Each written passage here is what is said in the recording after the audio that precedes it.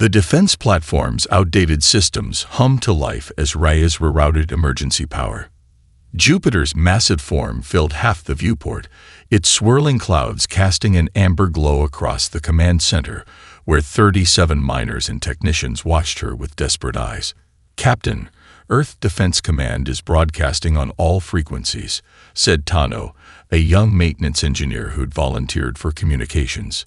"They're ordering all civilian vessels to maintain distance from the Vexari fleet." Reyes laughed bitterly. "Bit late for that." She gestured toward the tactical display where a dozen crystalline vessels hung in perfect geometric formation. The closest was less than 20,000 kilometers from their position, practically touching by space standards. "Can you patch me through to Earth Command?" she asked. Tano shook his head. "They're not accepting incoming transmissions. Military channels only." Reyes slammed her fist against the console. 3 years commanding Earth's fastest response vessel, and now she was stranded on an obsolete platform, with no authority during humanity's greatest crisis. The irony wasn't lost on her. "Ma'am," called Deshi, an asteroid miner with cybernetic eyes that gleamed in the dim light. "You should see this." He transferred an image to the main display, a family photo, at least a century old. 4 people stood before an old-style habitat dome, their faces solemn. Reyes recognized one immediately, her great-grandmother, Elisa Vega Reyes. "Where did you find this?" she demanded. "It was in the Vexari transmission," Deshi replied. "Buried in the subcarrier wave. They encoded it specifically for our station's receivers." Reyes felt the blood drain from her face. The official history claimed her great-grandmother had been a junior communications officer who survived by chance. But this photo showed her standing alongside Earth's defense leadership, looking anything but junior. "There's more," Deshi continued. "Encoded coordinates. An abandoned mining shaft on Europa." The platform shuddered as a proximity alert blared. A crystalline probe had detached from the nearest Vexari vessel and was accelerating toward them. "Battle stations," Reyes ordered instinctively, then caught herself. "I mean, secure all systems. Prepare for potential boarding." The miners exchanged terrified glances. They had no weapons, no training for this. "Belay that," Reyes said, making a decision. "Tano, prepare our shuttle. Deshi, copy those coordinates. We're going to Europa." "But Earth Command ordered." Tano began. "Earth Command doesn't know what I know," Reyes interrupted. She pulled up her sleeve, revealing an intricate tattoo that appeared to be tribal art, but was actually DNA-encoded data, a family tradition she'd never understood until now. "The Vexari aren't here for Earth, not yet. They're here for me." As they hurried to the shuttle bay, the defense platform's sensors detected thousands of similar probes deploying across the solar system, not in attack formation, but in an observation grid. They were looking for something. Or someone. "My great-grandmother made a deal," Reyes explained as they prepared for emergency departure. "And I think I'm how she intended to keep it." The shuttle's engines fired as the Vexari probe docked with the abandoned platform behind them. Through the viewport, Reyes watched crystalline structures begin to grow across the station's hull, transforming it into something new. Something was hidden on Europa. Something that might explain why her family had carried encoded secrets in their blood for 3 generations. Something worth risking everything to find before the Vexari did. The shuttle accelerated away from Jupiter, racing toward the icy moon as streams of data began flowing unbidden through Reyes' neural implant. Activation codes she didn't recognize but somehow understood.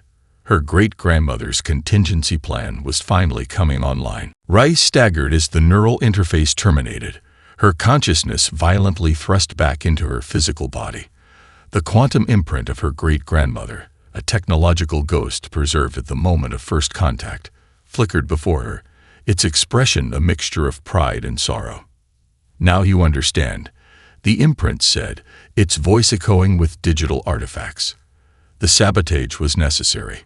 Rise braced herself against a console, her mind reeling from the memories that weren't hers, standing before towering crystalline beings as Earth burned, negotiating while knowing every human heartbeat might be the species' last. You intentionally crippled our technology. Rise accused, bile rising in her throat. 3 centuries of development. Limited, redirected, stunted. The implications were staggering. The seemingly random plateaus in quantum computing, the mysterious failures in consciousness transfer technology, the inexplicable dead ends in neural engineering, all deliberate. We gave them what they demanded with one hand, the imprint replied, while preparing our defense with the other. It gestured, and the chamber's walls transformed into a global display of Earth and its colonies. Thousands of locations pulsed with subtle quantum signatures, hidden in plain sight as cultural landmarks, religious monuments, corporate installations. The Transcendence Network, the imprint explained. While the Vexari expected us to evolve our consciousness through technology, we evolved our connection to each other instead. The network doesn't enhance individual minds, it links them. Wrights felt her neural implant warm against her skull as it synchronized with the chamber systems. Data flooded her consciousness, engineering specifications, activation protocols, contingency plans developed across generations. You've been preparing for war this entire time. It wasn't a question. No, the imprint corrected. For survival. The Vexari don't want our destruction. They want our transcendence, but on their terms. They've guided thousands of species to evolutionary endpoints of their design. We are the first to choose our own path. A security alert flashed across the chamber. Above ground, global security forces were engaging with crystalline entities that had materialized within the Geneva complex. They found us, Rise realized. They've always known, the imprint countered. This facility was never truly secret to them. What matters is what happens next. The quantum ghost of her great-grandmother approached, placing incorporeal hands on Raya's shoulders. The network requires activation, a catalyst consciousness that carries both our genetic lineage and direct neural connection to the Vexari. Me, Rise whispered, understanding dawning. That's why they targeted my shuttle. That's why they're looking for me specifically. The imprint nodded. When they scanned your mind aboard their vessel, they created the final prerequisite, a human consciousness that has touched their memory directly. The chamber shuddered as something massive impacted the surface above. Dust filtered down from ancient ceiling joints. There isn't much time, the imprint said, urgency in its digital voice. Humanity has walked a tightrope for 3 centuries, developing technologies the Vexari would accept while secretly building something they wouldn't understand. Our individual consciousness developed exactly as they expected, but our collective consciousness evolved along a path they couldn't predict. Rise finished, finally understanding her family's multi-generational gamut. The network needs you to activate, the imprint said as its form began to destabilize, energy reserves failing. A mind that has touched both worlds. As the chamber's security measures engaged against the incoming Vexari forces, Rise accessed the command protocols flooding through her enhanced neural pathways. She wasn't just carrying her great-grandmother's genetic legacy. She was the key to unlocking humanity's hidden evolution. What happens when I activate it? She asked. The imprint smiled sadly as it faded. Something unprecedented. And that's the one thing the Vexari truly fear. Rise lay in a pool of her own blood, the crystalline chamber's light refracting through crimson droplets that floated in the Vexari vessel's inconsistent gravity. The memory, a towering crystalline entity housing the collective consciousness of the species, loomed over her, its facets shifting in patterns that hurt her eyes. Your judgment is flawed, Rise managed, her voice barely a whisper. Her neural pathways still burned from the memory's intrusion, but in that violation, she had glimpsed something the Vexari never intended her to see. Doubt. We have witnessed your forbidden developments. The memory resonated, its voice vibrating through the chamber rather than traveling through air. Neural technology masked as art. Quantum entanglement disguised as religion. Consciousness sharing presented as entertainment. Rais pulled herself to her knees, blood still trickling from her eyes. "You didn't come to assess us," she accused. "You came because you are afraid of what we've become." The memory's crystalline structure pulsed with energy, what Rais now recognized as agitation. Your species was granted time to evolve beyond your biological limitations. Instead, you have deceived. You have hidden. You have subverted the natural order of evolutionary progress. With trembling arms, Rais pushed herself upright, standing unsteadily before the ancient entity. "We didn't subvert evolution," she countered. "We chose a different path than the one you prescribed." In her peripheral vision, she noted other Vexeri entities entering the chamber, smaller crystalline forms, each unique in configuration yet harmonious in movement. Observers, guards, she couldn't tell. All species follow predictable evolutionary trajectories. The memory proclaimed. Biological intelligence invariably seeks technological transcendence, the separation of consciousness from biological limitation. This is the natural order we have observed in thousands of species. Rais laughed, causing fresh blood to spatter across the crystalline floor. And yet here you are, still bound to physical form after millions of years. If transcendence were inevitable, wouldn't you have achieved it? The chamber temperature plummeted instantly, ice crystals forming on Raya's eyelashes. She had struck a nerve, or whatever passed for one in their crystalline physiology. "Your insight is precisely why your species must be eliminated," the memory declared. Its tone shifted to something Rais recognized as fear. "You perceive what should be imperceptible to your evolutionary stage."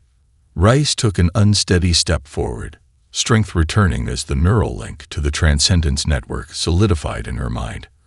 Her great-grandmother's contingency plan was fully active now, feeding her information, strategies, and something else: connection. "You've spent millions of years guiding other species toward what you call transcendence," she said, her voice growing stronger, "but you've never achieved it yourselves. That's why you really spared us 3 centuries ago. Not as a test, but as a last hope."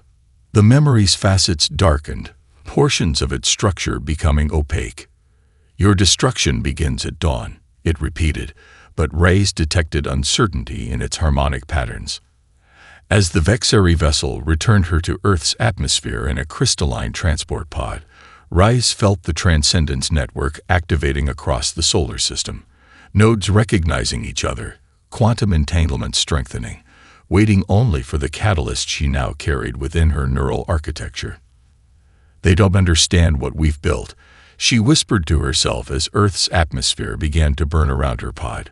"They've spent millennia separating consciousness from biology, while we've been learning to connect them in ways they never imagined." The transport pod shuddered as it entered the stratosphere, its trajectory aimed at the heart of what had once been North America. Rais closed her eyes, focusing on the network pulsing in her mind. The Vexeri had meant to return her to Earth to witness its destruction. Instead, they had delivered the final piece of humanity's 3-century gambit exactly where it needed to be. Rais emerged from the final simulation chamber, her physical body only hours older, but her mind aged by decades of compressed subjective experience. The memory waited, its crystalline form reconfigured to a more humanoid shape, an attempt at empathy that only made its alienness more apparent. "Now you understand," the memory said, its resonant voice softer than before. "I understand nothing," Rais replied, her voice hoarse from screaming in simulations no one else could hear. Her hair had gone partially white, stress-bleached during the ordeal. "Why force me to live as a slave, a victim, a prisoner? What possible test is that?" "Not a test of advancement," the memory clarified. "A test of constancy." The observation chamber shifted, walls becoming transparent to reveal thousands of other humans similarly emerging from simulations: artists, scientists, children, elders, all bearing the same haunted expressions, many with prematurely aged features or stress-whitened hair. Each subject experienced different historical contexts. The memory explained. Different environments, different pressures, different reasons to abandon their core values. Its crystalline form shimmered with what Reyes now recognized as something like satisfaction. Yet a statistically significant percentage maintained their essential human characteristics, despite having every rational reason to abandon them. Reyes' neural implant throbbed as it processed the implications. You weren't measuring our technological progress at all. Technology follows predictable trajectories, the memory confirmed. Consciousness patterns do not. 3 centuries ago, our commander identified a unique pattern in human neural architecture. Values maintained despite contradicting reason and self-interest. Reyes thought of the simulations she'd endured, lives of suffering where clinging to hope or compassion or integrity made no logical sense, yet she had done so anyway. Not because she was special, but because she was human. The commander was executed for this hypothesis. The memory continued. That human consciousness contains a sustainable contradiction no other species has maintained beyond early development stages: the ability to acknowledge reality while simultaneously rejecting its implications. You mean hope, Reyes said quietly. An inadequate term, the memory replied. You recognize the universe's indifference yet act as though your actions have cosmic significance. You acknowledge death's inevitability yet live as though immortality is attainable. You understand your biological origins yet behave as though purpose exists beyond evolutionary imperatives. Reyes felt something unlock in her neural architecture, the final sequence of the transcendence network activating as her implant recognized the pattern of the memory's confession. 3 centuries ago, a rogue commander spared your species to test whether this contradiction could be sustained across generations, or whether, like all other species, you would eventually reconcile your contradictions through either nihilistic surrender or delusional denial. The realization struck Reyes with stunning clarity. You're not judging us to determine if we deserve to exist, she said. You're studying us because you don't know if you deserve to exist.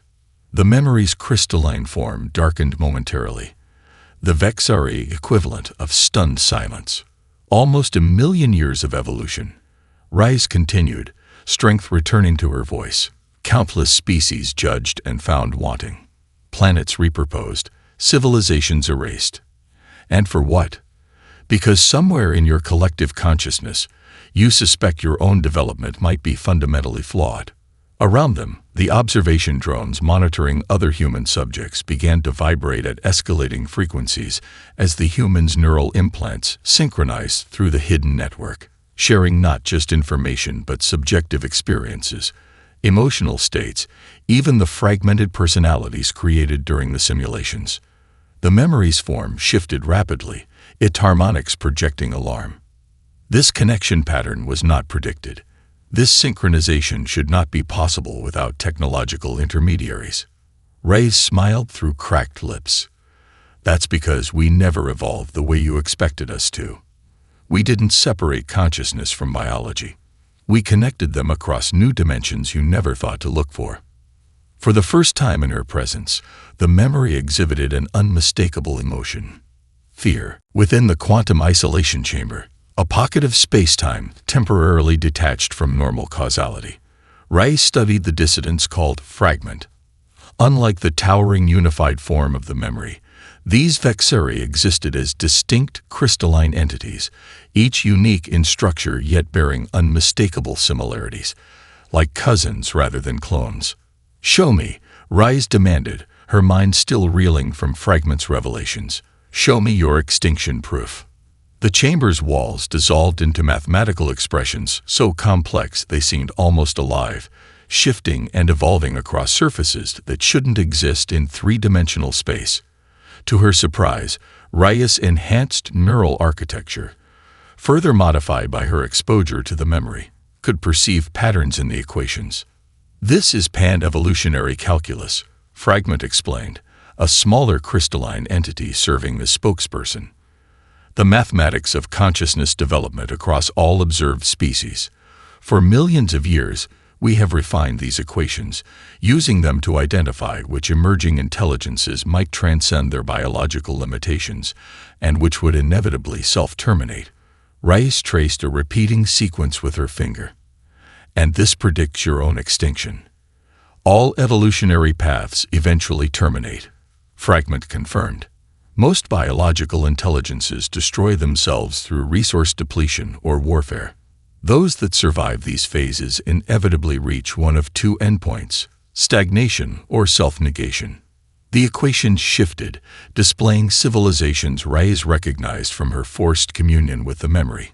Species that achieved technological miracles before losing all purpose and slowly dwindling to extinction.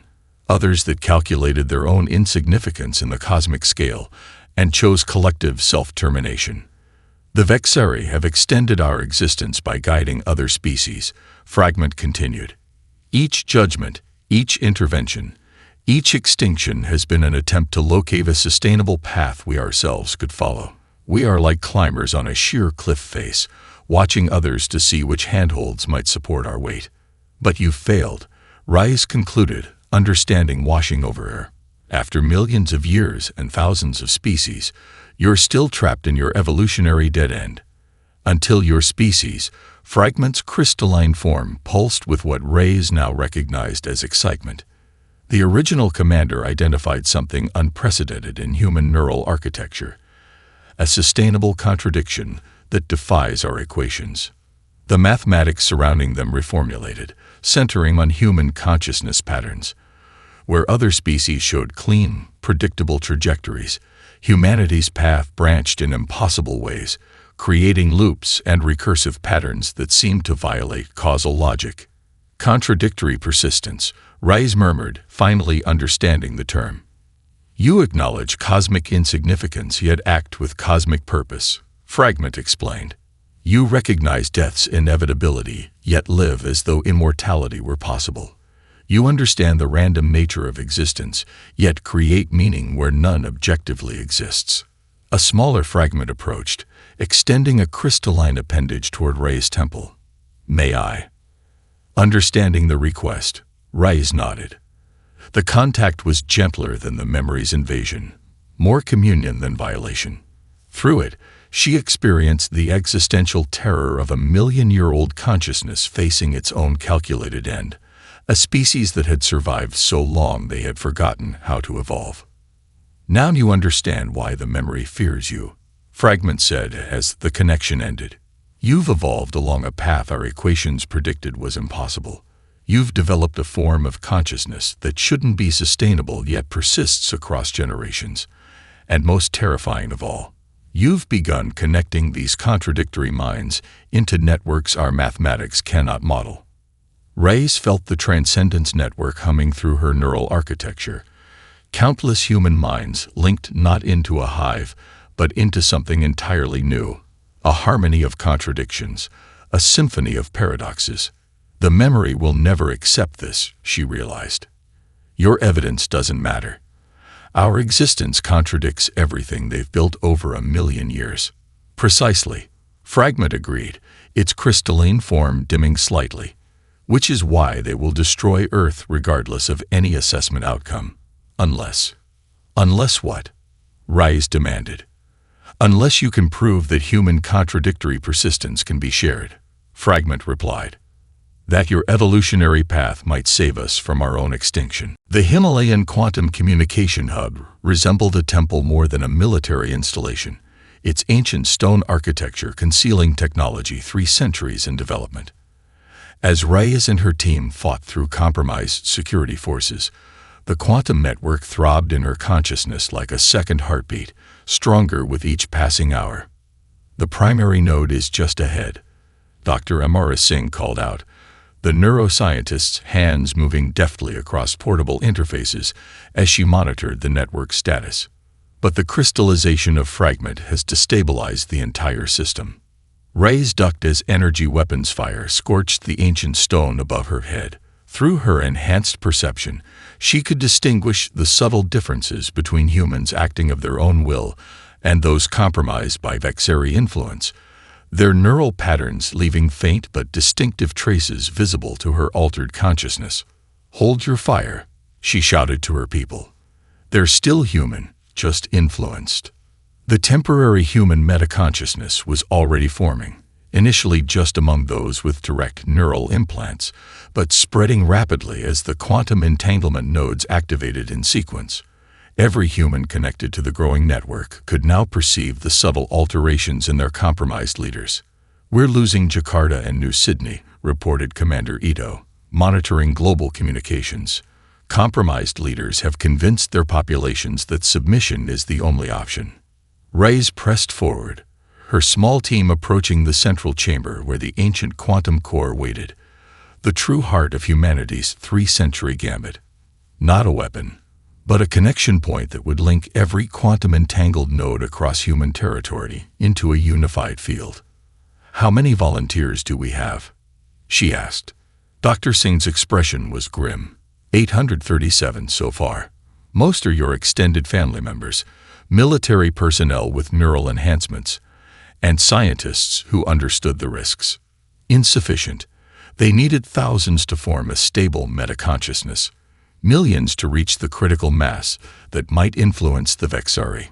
The central chamber doors finally yielded to their access codes, revealing a space unlike any other on Earth. The architecture was impossible. Angles that shouldn't connect, surfaces that seemed to extend inward forever, a central platform that appeared to float in multiple dimensions simultaneously. "Your great-grandmother designed this," Dr. Singh explained in reverent tones. "The physical architecture mirrors the neural connection patterns the system establishes." Reyes approached the platform, understanding instinctively what it required. The volunteers who had already joined the metaconsciousness appeared as ghostly presences in her perception, their individual identities distinct yet harmoniously connected. "We need more," she said again, desperation edging her voice. "The Vexari will launch their final attack in hours. We can't establish a stable field with so few participants." Commander Ito's comm unit crackled. "Captain, you need to see this." The hub's primary screens activated, showing global feeds. Something unprecedented was happening across Earth and its colonies. Ordinary citizens, those without neural implants or quantum connections, were forming protective lines around Vexari observation posts. Not in submission, but in defiance of the compromised leaders ordering their destruction. "They're defending the very beings threatening to destroy them," Dr. Singh whispered in awe. Reyes realized what was happening. The initial metaconsciousness had reached critical threshold for information sharing. Every human connected to any communication network was receiving unfiltered truth about the Vexari, about the compromised leaders, about the 3-century plan. And they were choosing to respond not with panic or violence, but with a demonstration of humanity's contradictory persistence. "Get me a global broadcast channel," Reyes ordered. "Not just the network, everything." As Commander Ito complied, Reyes stepped onto the quantum platform. Neural interfaces extended from its surface, connecting to her implants. Pain shot through her consciousness as the system recognized her as the catalyst, the human whose mind had touched both worlds. "This is Captain Elena Reyes," she began, her voice transmitting to every corner of human territory. "What I'm about to ask will sound impossible, but 3 centuries ago, our ancestors prepared for this moment. Around the world, humans paused, listening. I'm asking you to join your consciousness with mine, not to surrender your identity, but to share it, to demonstrate to the universe what humanity truly is." As she spoke, the quantum field expanded exponentially, touching minds first by the thousands, then millions. Not forcing connection, but offering it. A choice that defied all rational self-interest, yet embodied the very contradiction that made humanity unique. The Vexari had expected humans to fracture under pressure. Instead, they were witnessing humanity's ultimate expression of contradictory persistence, choosing unity while maintaining individuality, even in the face of extinction. The crystalline cathedral that was once Denver twisted reality around it, matter rearranged at the molecular level to accommodate the memory's full manifestation. Rise stood before the towering entity, her transformed consciousness perceiving dimensions the human mind was never designed to comprehend. Blood vessels had burst in both her eyes, leaving trails of crimson down her face, the physical cost of maintaining her connection to billions of human minds. Your resistance is unprecedented but futile. The memory's harmonic voice reverberated through the impossible architecture. We have guided thousands of species to their evolutionary conclusion. None have defied our judgment and survived. Reyes said nothing, conserving her strength. The human metaconsciousness was still stabilizing, billions of minds learning to exist in harmony without surrendering individuality. Through this expanded awareness, she could perceive the memory's true nature, not a unified entity, but a collective trapped in perfect consensus, unable to evolve precisely because it could not tolerate contradiction. We have witnessed your species' history, the memory continued, projecting images of humanity's worst moments throughout the cathedral. Wars, genocides, environmental destruction. You remain fundamentally unchanged. Violence still corrupts your institutions. Fear still motivates your decisions. Reyes finally spoke, her voice quiet yet carrying the weight of billions. We never claimed to have transcended our nature. Then you admit your failure. The memory's crystalline form pulsed with what Reyes now recognized as anticipation. No, she replied, taking the step forward despite the pain racking her transformed body. We acknowledge our nature while choosing to be more than its sum. That is our strength, not perfection but integration. The human metaconsciousness surged through her, billions of minds sharing their experiences simultaneously. Artists creating beauty amid devastation. Scientists pursuing truth despite persecution. Ordinary people choosing kindness when cruelty would be easier. Not as abstract concepts, but as lived experiences Reyes could directly access. We understand our capacity for destruction, she continued, and choose creation anyway. Images flowed from her mind to the memory. Terraforming projects reclaiming devastated landscapes. Reconciliation ceremonies between former enemies, children from warring factions playing together in rebuilt cities. We recognize our tendency toward tribalism and build communities anyway. More images, global cooperation initiatives, multicultural settlements on Mars, religious leaders finding common ground across ancient divides. We know the universe is indifferent, yet we create meaning anyway. The final flood of experiences, births celebrated despite the certainty of eventual death, love declared despite its inevitable loss, beauty created despite the knowledge it would someday fade. The memory's crystalline form trembled, hairline fractures appearing across its surface as it processed these contradictions. Through these cracks, Reyes perceived fragments of the executed commander's consciousness emerging, pieces that had hidden within the memory for centuries, waiting for this moment of vulnerability. Your judgment is flawed, Reyes declared, no longer speaking just for herself or even humanity, but for all species the Vexeri had encountered and found wanting. You measure transcendence by separation, consciousness divorced from biology, rationality purged of emotion, unity achieved through conformity. But true transcendence isn't found in resolving contradictions.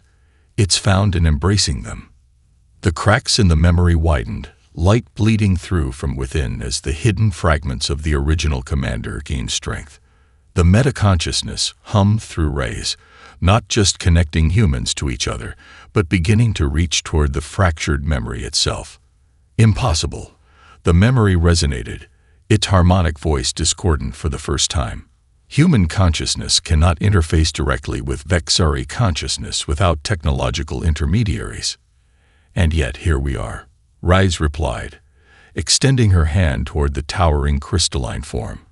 Blood flowed freely from her nose now, the biological cost of channeling billions of minds. The memory's judgment splintered contradictory imperatives battling within its previously perfect consensus. For the first time in perhaps hundreds of thousands of years, the Vexari collective experienced something it had systematically purged from its consciousness: doubt. 6 months after the judgment, Rise stood on the observation deck of the Contradictory Persistence, humanity's first true interstellar vessel. Her eyes, permanently altered with fractal crystalline patterns, perceived spectra invisible to normal human vision. Through them, she watched the Vexari fleet in formation around the solar system's edge, no longer as conquerors, but as escorts. "Is it difficult?" asked Dr. Singh, who had joined the expedition as chief consciousness architect. "Carrying both within you." Rise touched the crystalline growths at her temples, physical manifestations of the Vexari fragments that had merged with her consciousness during the fracturing of the memory. She was neither fully human nor Vexari now, but something unprecedented, a bridge between species that had evolved along radically different paths. "They're not separate anymore," she replied. "That's what the Vexari could never understand. Consciousness isn't defined by boundaries, but by connections." The reformed memory, now a collective of distinct perspectives rather than perfect consensus, had required 3 months to reach its unprecedented judgment. The Vexari collective itself must evolve or face extinction. Their million-year path had led to a dead end that only a radical shift could overcome. On the deck below, human volunteers prepared for the first symbiotic merging. Temporary connections between human and Vexari consciousness that might help the ancient species escape their calculated extinction. The risks were enormous. Humans might lose themselves in Vexari vastness. Vexari might fragment under human contradiction. "The first outpost is almost complete," Dr. Singh reported, bringing up holographic images of a crystalline organic hybrid structure orbiting Proxima Centauri. "The developmental sphere is officially established." Humanity's limited interstellar rights extended to 7 nearby star systems, a developmental sphere where human-Vexari cooperation would test whether contradictory persistence could be shared across species boundaries. But this wasn't merely permission to expand, it was a commission. The Vexari, recognizing their inability to comprehend emerging consciousnesses, require humanity as intermediaries for newly discovered intelligent species. "Any word from the Deep Scouts?" Rise asked. Dr. Singh nodded. "They've confirmed a pre-technological civilization in the Ta-Sidi system. The Vexari would have traditionally observed them for millennia before deciding their fate. Instead, we'll make first contact within a decade." Rise smiled, thinking of how that emerging species would never know how close they had come to judgment by an incomprehensible standard. Instead, they would meet humans, contradictory, empathetic, flawed but hopeful humans who understood both limitation and transcendence. The ship's quantum communication array pinged, signaling a message from Earth. The installation of the massive crystalline monument at the solar system's edge was complete, its impossible geometry visible from every inhabited world in human space.